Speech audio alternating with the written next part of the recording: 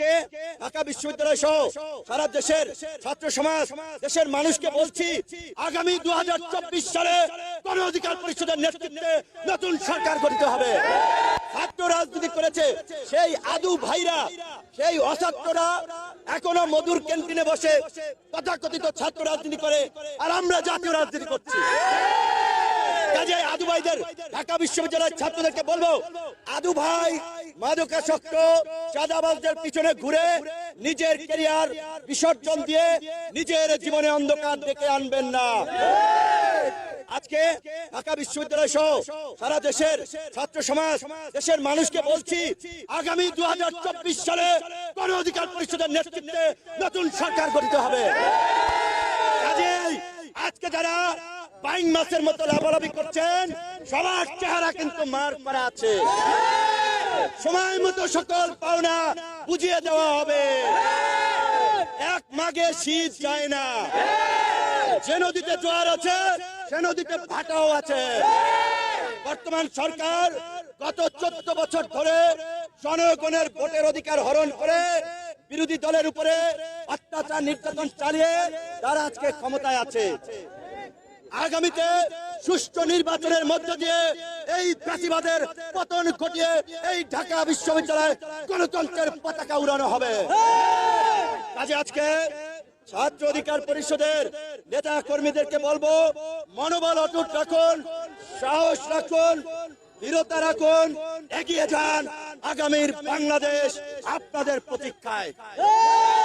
আজকে ছাত্র অধিকার পরিষদের কাউন্সিলে যে সমস্ত মাদকাসক্ত ইফতিজার অছাত্ররা বাধা দিয়ে বিঘ্ন সৃষ্টি করেছে, তাদের প্রতি আমরা ধিক্কার জানাই, তাদের প্রতি আমরা ঘৃণা প্রকাশ করি।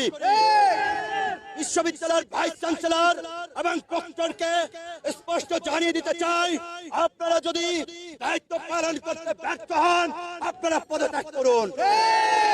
ঢাকা বিশ্ববিদ্যালয়কে মিনি ক্যান্টনমেন্ট বানানোর দুঃস্বপ্ন দেখবেন না।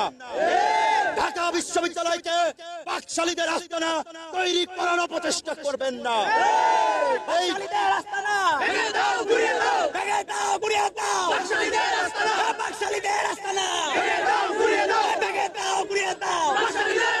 জনগণ, এদেশের গণতন্ত্রকামী জনগণ অতীতে বাকশাল মেনে নেয়নি, এখনো মেনে নেবে না। এদেশের ছাত্র সমাজ বারবার গণতন্ত্রের দাবিতে রাজপথে নেমে এসেছে, রক্ত দিয়েছে, ভবিষ্যতেও দেবে।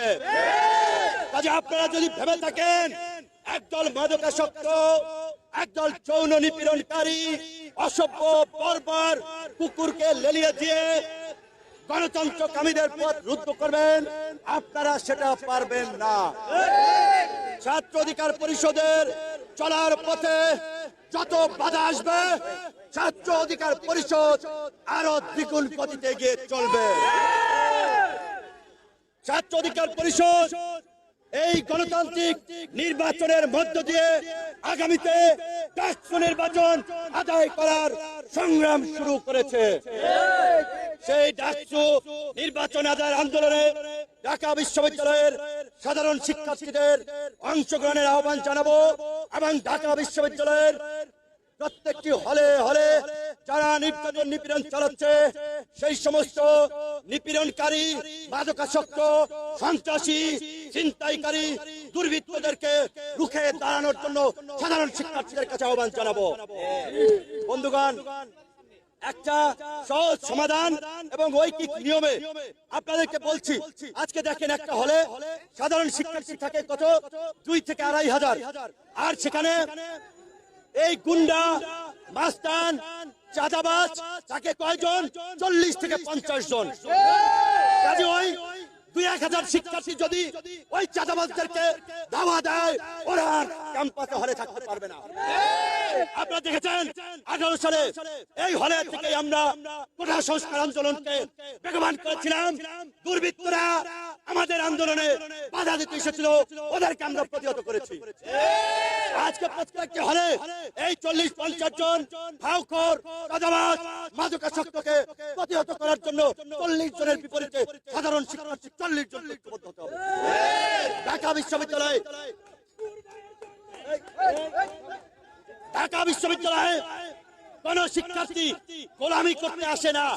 ঢাকা বিশ্ববিদ্যালয়ের শিক্ষার্থীদের কাছে দাস বানিয়ে যারা আজকে ঠাকুরের মতো মিছিল মিটিং এ ব্যবহার করছে, ওদের বিরুদ্ধে সাধারণ শিক্ষার্থীদের দাঁড়াতে হবে।